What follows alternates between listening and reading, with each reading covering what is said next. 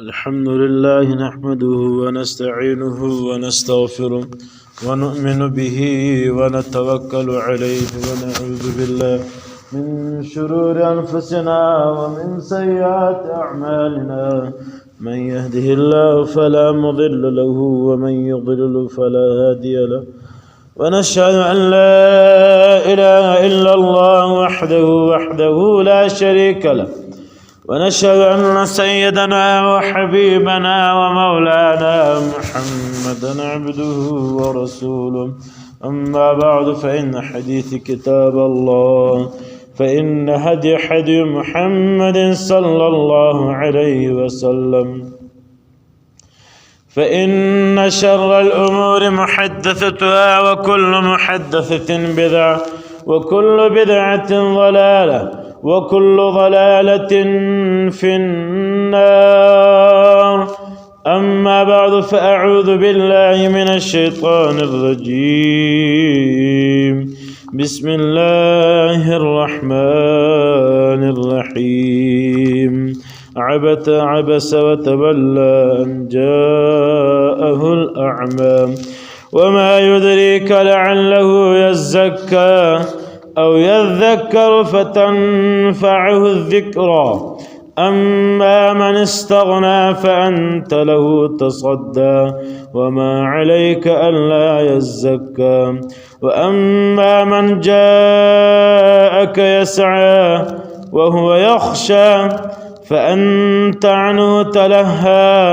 كلا إنها تذكرة فمن شاء ذكره في صحف مكرمة مرفوعة مطهرة بأيدي سفرة كرام بررة. قتل الإنسان ما أكفره من أي شيء خلقه من نطفة خلقه فقدره ثم السبيل يسره ثم أماته فأقبره. صدق الله خالقنا العلي العظيم. در الشرف ويسأل اللهم صل على محمد وعلى آل محمد كما صليت على إبراهيم وعلى آل إبراهيم إنك حميد مجيد. اللهم بارك على محمد وعلى آل محمد كما باركت على إبراهيم وعلى آل إبراهيم إنك حميد مجيد. حمد سنادي فاكر ذي قال له الله جل جلاله عم نواله فقرآن عظيم فاكي وفرمي عبس وتولى أن جاءه الأعمى. عبس مخي واړه ولي وتولى او مخي تنتريويني ولي أن جاءه الأعمى تستمرال يغلن وما يدريك لعله يزكى وتات السمع لما اي نبي لعله يزكى چې د تازه پاکي حاصل کړو او يذكر فتنفعه الذكرى او تنصيحت کوي وغه چاته فتنفعه الذكرى چې هغه نه پاخله نصيحت زخه. اما من استغنى پس تنغه چا چې تا ځان و په چې ځان جنواړه ولې فأنت له تصدى تجي له غزخنه معلوم چې دا وصیت حاصل کې بنکه. وما عليك أن لا يزكى او تا د څه معلومه ده چې دا خلق د نصیحت له تا ځخه نه کې حاصل. وما عليك او نست پر تا باندې صرف أن لا يزكى چې ته دا خلق پاکه. وأما من جاءك يسعى ستم چرالي وتاتا يسعى وهو يخشى دا څوک چې هغه تاج الله زبیر دی فأنت عنه تلهى پس ته چې عنه لدزخ تازه اعراض وکي ځان ځنشات کلا هرگز داسې نه انها تذکره بېشکه ته نصیحت کوونکی یې فمن شاء پس هر څوک چې دی ذکره هغه د نصیحت څخه پیدا حاصل کوونکی دی الله وغواړي هغه چاته به نصیحت حاصلوي محترمو دوستان الله جل جلاله په قرآن پاک کې یو سورت نازل کړ سورة عبس مکه مکرمه کې نازل شوی عبس معنا مخ اړول یو ورځ د مکه د کافرانو سرداران اغلوی لوی کفار سرداران چول ابو جهل بن هشام عاص بن ویل عتبہ بن ربیعہ امیہ بن خلف دا رقم لوی لوی منافقین سرداران لوی لوی کافران دا ورته ناسول نبی علیہ الصلوۃ والسلام واغه ته تقریر کوي نصیحت کوي دین ورشول یو مجلس جوړ دی دا کافران لوی سرداران ناسي پیغمبر د خدای الله او رسول ورشي نصیحت یې ته شروع کړ دی یو صحابي له دبان له خواراله یړون صحابي دی پستر غنوي عبد الله ابن ام مکتوم رضی الله تعالی عنہ نوم دی هغه صحابي حضرت عبد الله رضی الله تعالی عنہ للی رضای ناری ورته چې د الله رسول خپلانه سبق څنګه وي اے د الله رسول خپلانه سبق څنګه دی یو خو صحابي ډیر ساده گاول دوم حضرت عبد الله بن مکتوم په دا خبر نه ولې چې پیغمبر د خدای له چا سره ناس خبرې کوي کنه کوي دغه مخ څوک ستا کنه ستا الله جل جلاله د ځخه سترګې اخستې ولې نو دای ملامت نو د ناره را وکړي پیغمبر علیه الصلاۃ والسلام د خبرو په مابینس کې د تندای تریو ونیولې او مخزن واړه مخ سواړه ولې دای راړې ته سیټه ودل وس الله جل جلاله بیا سټم دل صدارانو سجده خبره وکړه هغه زر روانسه چې دا یوازې پاتې سوی الله جل جلاله جبرائیل امین نور تراول چې دا صورت باندې را نازل کړي چې عبس وتولى اے دا الله رسول تاول تندې تروینه ولې او مختزن واړه ولې ان جاءه الاعمى چې ستم را لته تړون صحابي قال سړون صحابي را لته مخول تروینه او مختزن واړه وما يدريك لعله يزكى تا د څه معلومه ده چې دا کافرانو بر تازه خپاکی نصیحت حاصل کړي تا د څه معلومه ده او يذكر فتنفعه الذكرى تنصیحت کو هغه چاته چې هغه نصیحت زخه ګټه اخی یعنی ته خبره واغلون صحابه کرام و مؤمنان و مسلمانانو تکوا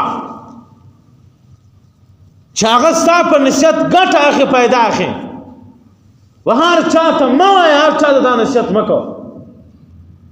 فتنفعه الذكرى لعل وما يدرك لعله يزكى وما يدريك لعله يزكى أو يذكر فتنفعه الذكرى أما من استغنى فاستسل چان خير زان مستغني کی زان زين لري فانت لو تصدى او تچي لد زخنه واقف دغه لتاز الله غسل تاز خبر لانري وما عليك الا يزكى او صفتا بن نصيحتي وس فدغه دو څو آیاتو کې الله جل جلاله او موږ ټول مسلمانانو ته دور مختور دا یو مفسر دی عالم نه مختار ته دور مختار یا څوک دور مختور یا علامه ابن کثیر رحم الله یو بل مفسر دی عالم نه هغه په دغه کې ومشت سو علم دی علمي خبر دی او سو د آداب خبر دی او سو حکمونه دی حکم د خدای په دې کې معلومه شي اول دا دی چې ته به له چا سې تا ته مجلس کولی وینا یې کوله ته به مخ نه ځې ناړې تندی به ترې نور ته نیسې په خوشحاله تندی به ورته ولاړ د ده خبرې به پر اورې که څه هم هغه غلط دا حکم دی د مسلمانانو لپاره مسلمان که مسلمان ورته مجلس ورته شروع کړی نه دی له اوله د تندی ترې ورته ونیسي اوله په دا مخکې دا رقم اظهار هغه درد هغه خشکه خوابتیا ورته ښکاره کړي هغه مجلس که بعد کې د فایدې ویم دا له اوله زه خو د نقصان خواته لاړم یوه دوم اداب دا دی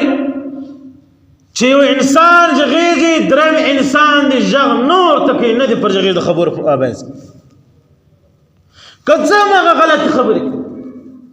که څه هم هغه دی لیونی غږېږي اداب د مجلس دا دی چې انسان خپله وینا پرکه له هغه بعده ته مجلس ته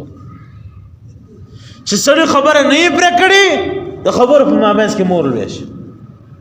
چې د هغه خبره په نیمه کې پاتې شي مجلس په مابینځ ختم دریم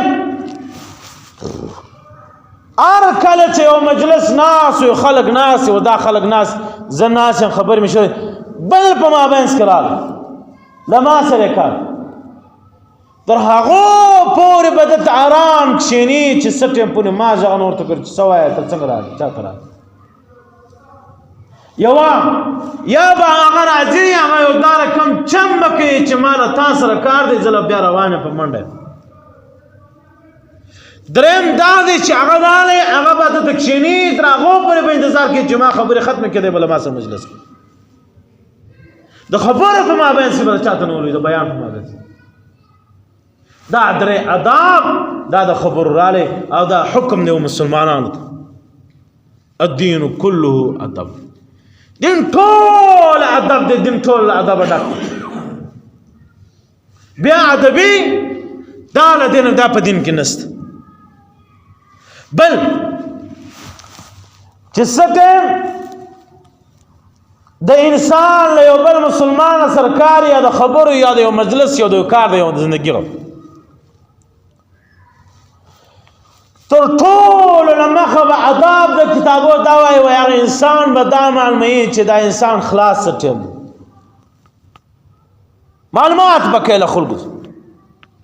چې دا انسان څه ټیم خلاص که چیرې معلومات درک ادراک مجلس نه معلومېدلی بیا چې ورسره ملاوېدی اول نه وار ورته ته خلاص یې 5 منټه ما له تا سره کار دی اجازه ستا د دا عدم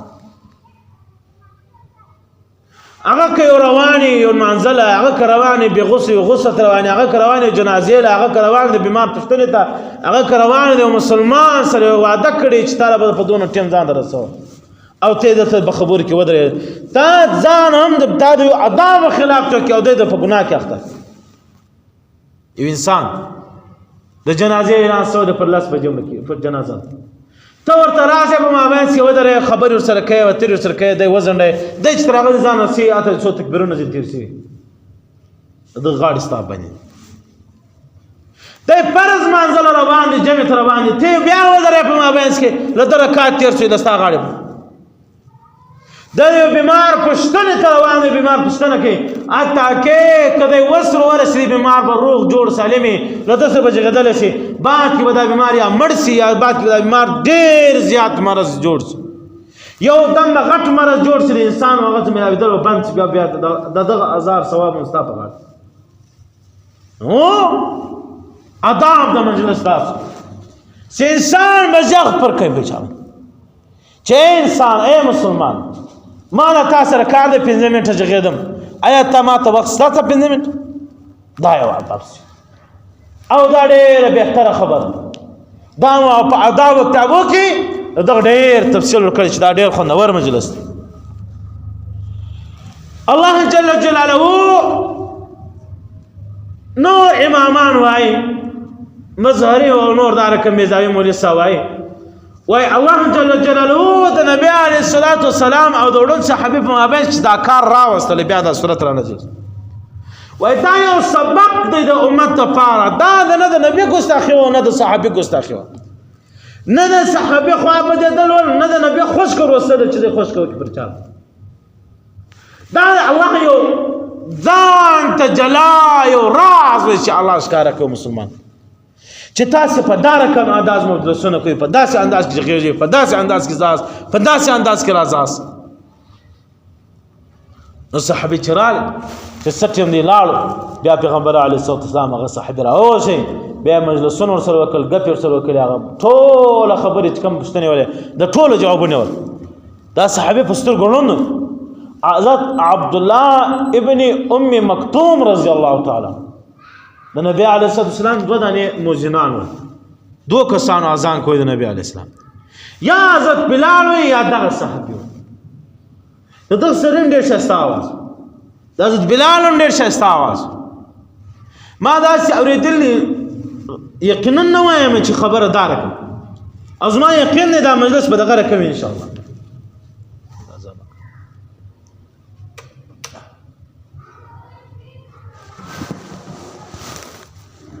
الله اکبر الله اکبر الله اکبر الله اکبر اشهد ان لا اله الا الله اشهد ان لا اله الا الله اشهد ان محمد رسول الله اشهد ان محمد رسول الله حي على الصلاه حي على الصلاة حي على الفلاح حي على الفلاح الله أكبر الله أكبر لا إله إلا الله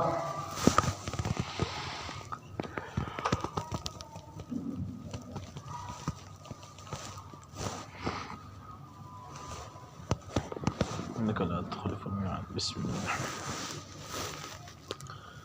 بیا خبرې پر بل خوا ځي بس وخت تفسیر به شروع کړو حامد و مسلم الله وایي په قرآن پاک کې وما علیک ان لا یزکا او خاصه پتا باندې دا چې خلکو پاکي کوي او اما من جاءک یسعى چټن چغرا له تاج خ پښتنه کوله او یخشا د الله تعالی خبر دی یو انسان ګوره یو انسان د پزړه کې د الله تعالی ویره ده یو انسان د پزړه کې له خدای ویریږي هغه انسان ته یو مسله ور پیښ سره مسله دار کوم یو انسان نه وایي ز پلانې کار کوم د دینو پلانې کار به څنګه سوي لاړ سی عالم ته ورسي یا اے مسلمان عامل سیب یا اے مولانا یا اے مفتی صاحب یا اے شیخ صاحب یا اے قاری صاحب پلانې مسله دار کوم به د پلانې مسله سره لکه الله وای و د چتا تراري لتا يسعى پښتنه کوله سوال لتا کوله او يخشى دله ما بیر دې ذکر لتا پښتنه کوله دا ویلې دای نه چې په غلط کار باندې اخته راس د خدای رسول الله وکا سبا د الله ومخته مختور نه ولا الله په قران پاک فرمای او هو يخشى فانت عنه تلها فتچل غزه خطا ځان او پیچلې کله هرگز داس مکو ان تذکرته بشکته خلق د نصیحتونه کوا فمن شاء ذکر پس هغه څوک څوک نصیحت تاثیر باس فدق آیات کې بل خبر واضح شو ته هغه چاته شیخ خبر شاید چې هغه څوک د زیات تاثیرولو قابل وي زموږ په معاشره کې یو نقطه خاص پزې کې اشر یو انسان د تنمنځ کې ولاړ دی دی راوړ د تراس تنمنځ سره داسې وکړه تاسو داسې وکړه هغه په زړه کې کوټ پیدا شي خوش هغه له دې بعد به دا ګرس د په دا مسجد کې مونځ نه کوم یا په دا ماپشین مونځ به نه کوم بس خط په اودسو کې مې دل خلک تر جنګ رسېدي زه اودس کوم او د صفه کې خلک ورته وایي د الله ستاسو مو پرېنځه دله معلومه نه ده چې دا د نصیحت حاصلولو سړی دی که نه دی زه ورته شروع شولم هغه لګیا یې خپل لاس پرېمنځي دی نوره خبرو ته تیز کړي هغه ورته حاجي صاحب خپله خوله دې بنده کړله ما پټ خوله کښېنه داسې وختونه مې دله جنګ ته سره رسېدی شکنځاو ته سره وایي ته اوس تر ما ډېر پوهې ته تر ما ډېر پوهې ته تر ما ډېر تعلیم کړې ته تر ما ډېر علم کړې داسې داسې دلته الله په قرآن پاک کې فرمایي وایي تاسو هغه چاته غږېږئ هغه چاته لار روښی یاست فمن شاء ذکره چې هغه د نصیحت د حاصلولو د منلو قابل وي ستا یقین وي چې خپل زوی دی و تا ته جواب در رد کوي خپل زوی مې ورشي د دین خبره مورچ خپل رور چې تا ته د جواب د دین د رد کوي د واپس جواب درکړي مه یې ورشئ د دین خبره ته به د دین خبره ورشئ هغه به تاله جواب واپس کړي ستا په زړه کې درد پیدا شو خوش پیدا شو خوا د ذمه ده شوه په مابینځ کې دوستي قطع صراط ورسه لاړه مسلماني ورکه شوه سبا که د بازار کې ولیم بد به د دین کېږي که ته به بازار کې ولیم دی به له تا بد کړي که په ګلۍ کې ولیم دی به تا بد کړي ته به له ده بد کړي نو نصیحت هغه چاته کوه چې دی ستا ډېر دوست وي ستا ملګری ستا خبره پر ده چلیږي ستا کار پر ده چلیږي ستا مجلس پر ده چلیږي بیا هغه چاته وایه ورته دا رقم اودس کوه داسې منځ کوه داسې ځند کوه داسې نه نو باس ولا هغه چا چې هغه باندې ستا خبر نه چلیږي الله په قرآن پاک کې فرمایي وایي کلا انها تذکره و پیغمبر د خدای ته څه وایي مه کوه خلق تکفیر مه کوه او خلق ته دین دعوت مور کوه چې هغه باقاعده بیا په دین کې ستا خلاف پورته شي فمن شاء ذکره پس هغه چاته نصیحت کوه چې هغه ستا نصیحت حاصلوونکي خلک دي بأیدی سفره پس هغه څوک چې هغه په لاس باندې سفر کوي کرام برره وزه فرشتو باز شروع شي بأیدی سفره د لاسو فرشتې چې کوم د انسان سره سفر کوي کرام برره هغه ډېرې معتبر او معزز فرشتې دي هغه لیکونکي فرشتې دي د انسان هره خبره هر کار هر مجلس الله تعالی په قرآن مجید کې دته په دغه آیاتو کې وایي ما د انسان د دوې فرشتې ورکړي یوه فرشته پر ښي اړخ ده یوه پر کیڼ اړخ ده د انسان د ښي اعمال د ښه اعمال دا په دې خوا کې نوټ کېږي دې خوا کې لیکل کېږي د بد اعمال بد ژوند زندګي د الله تعالی په دا بله خوا کې بیا نوټ کوي بیا دواړه اعمال د شب برات په ورځ باندې د شب برات په ورځ باندې د اسرې په پنځلسمه باندې شب براعت شب براعت په دغه ورځ باندې بیا دغه عمل نامې دا کاغذان بیا د الله په حضور کې جمع شي کښېږدل شي پر دغه باندې مورول شي تر هغو پورې دا کاغذان بیا څوک نشي کتلی نه میټاولی شي تر هغو پورې چې سټې ورځ د محشر نه بیا علما کرام فرمایي وایي د دغو کاغذانو میټاوېدلو یو حل شته چې انسان بار بار وایي زما هغه زړه ګناه ما هغه پلانۍ ګناه یا الله او زما په پلاني عمر کې ما په دونه عمر کې ما ته پلاني ګناه کومه زما هېر ده ما ته نه ده معلوم الله تعالی و فرشتو ته امر وکړي لاړ شي د دغه د اعمالو څخه دغه شی میټاو کړي اوس له فرشتو ماسې ولا دغه دوه فرشتو بعد اوس الله جل جلاله وایي الله و انسان ته خپل ځان ورپېژني و انسان ته وایي انسانه ته ماله څه شی پیدا کړی له څنګه له کوم شي جوړ او انسان ستا خپل سوچ خپل تصور تا کامیاب ساتل که ناکام ساتل اوس الله په قرآن پاک کې فرمایي قتل الانسان ما اکفره څومره غرق دي سي هلاک دي سي انسان ما اکفره څومره ناشکر دی انسان ډېر ناشکر دی ډېر ناشکر شي انسان ولې ناشکر دی انسان که چیرې شکرمن ولې علما کرام فرمایي وایي که انسان کې چیرې د شکر ماده ژوندی شي د انسان چې چیرې سترګې لاړې نظر ولګوي او وڅنګ ته روان یې ړوند سړی فورا دی وایي یا رب ارحمهما یا رب لك الحمد كما ينبغي لجلال وجهك ولعظيم سلطانك بیا د انسان د زغیدا وینا بیا ګونګی ووي هغه انسانان چې هغه په غوږو نه اورېدی د خپل غوږو بنا واوري هغه انسان چې د لاسو د پښو په بدن د اعضاو کې محروم دی نه محروم هغه انسان چې هغه د ماښام په ګوله ډوډۍ باندې قدرت نه لري د سبا او د بل سبا په ډوډۍ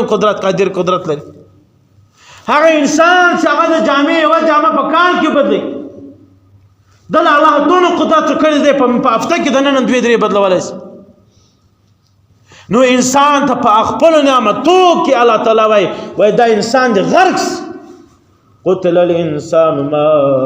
اکفره هلاک دسی دا انسان قتل دسی انسان غرق دسی انسان ما اکفره دی څومره ناشکر دی سلا وس الله وایي انسانه وس ته ما پیدا کړل چې شي هغه شر دی بیا ته چې ما جوړ کړی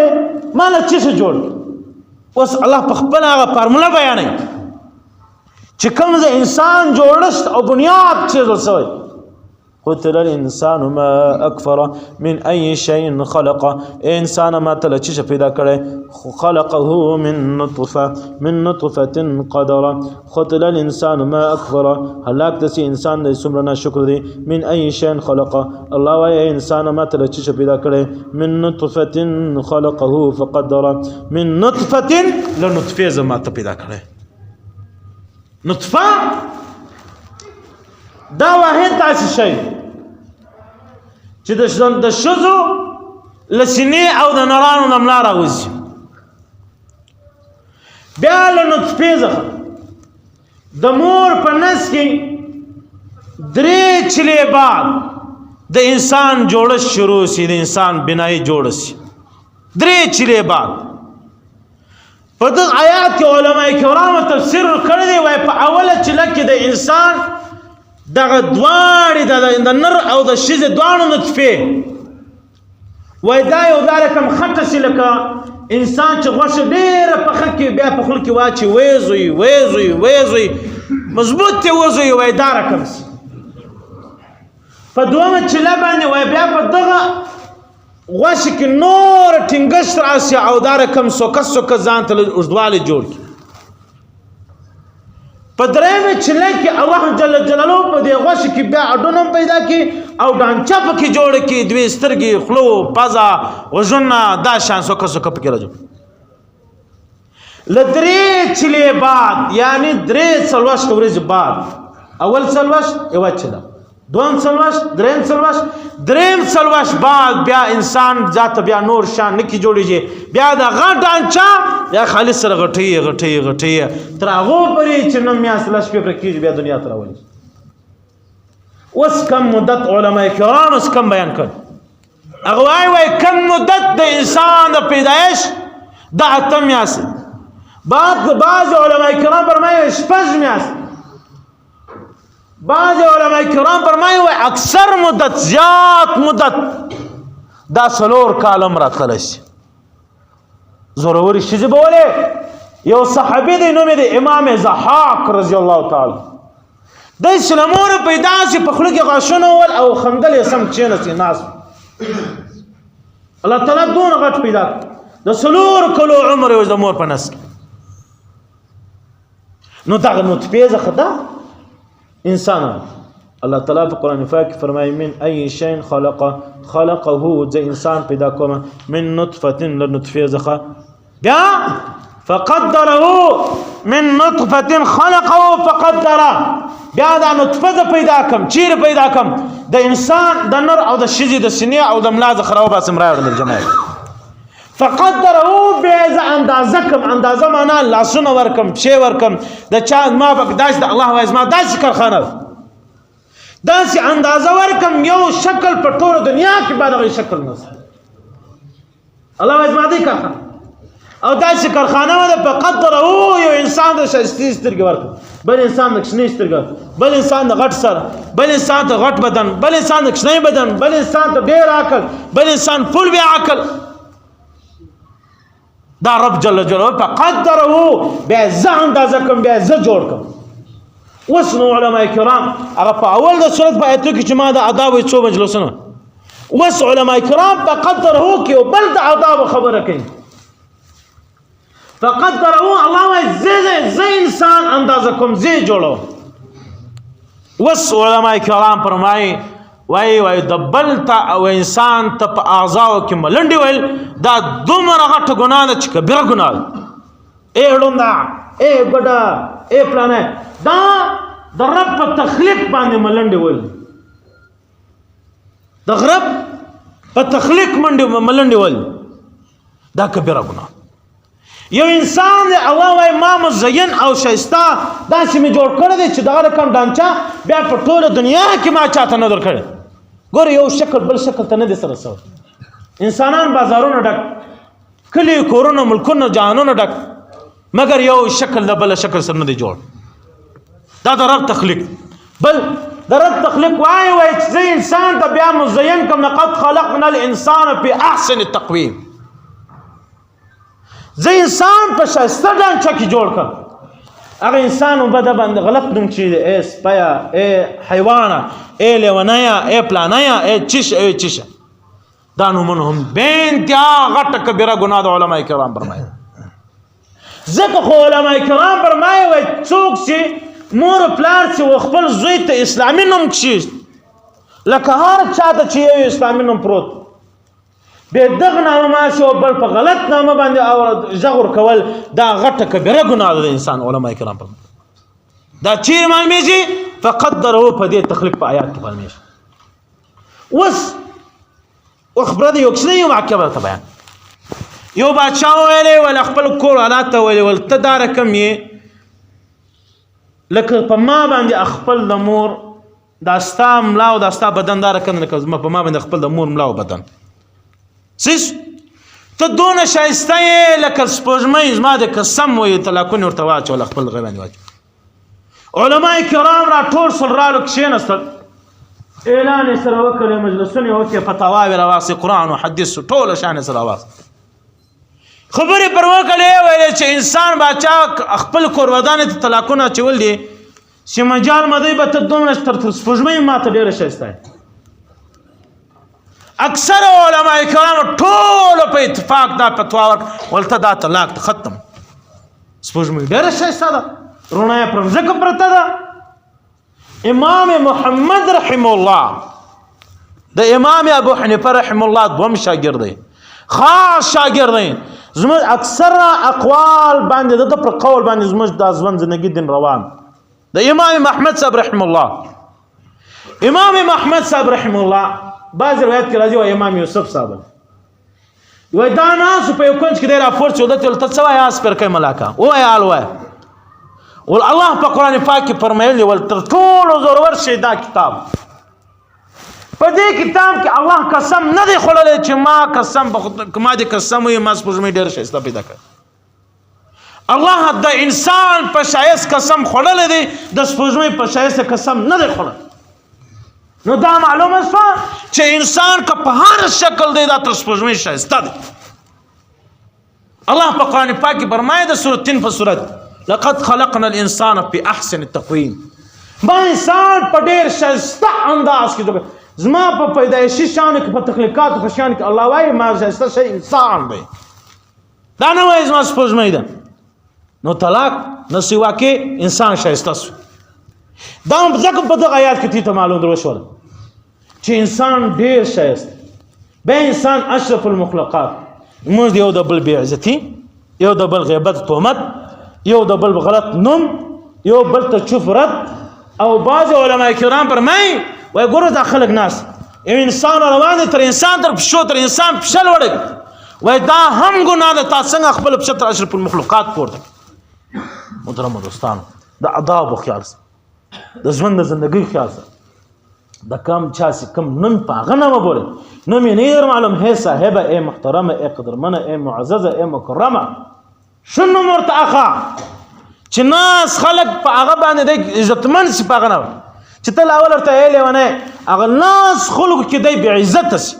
خلک وایي که دا هر څومره غټ ساینسي تحقیق سړی دی مګر دی به دی لیونی دی ختمې کې په خپل ډیجیټل الله تعالی دې موږ تاسو ته هدایت نصیب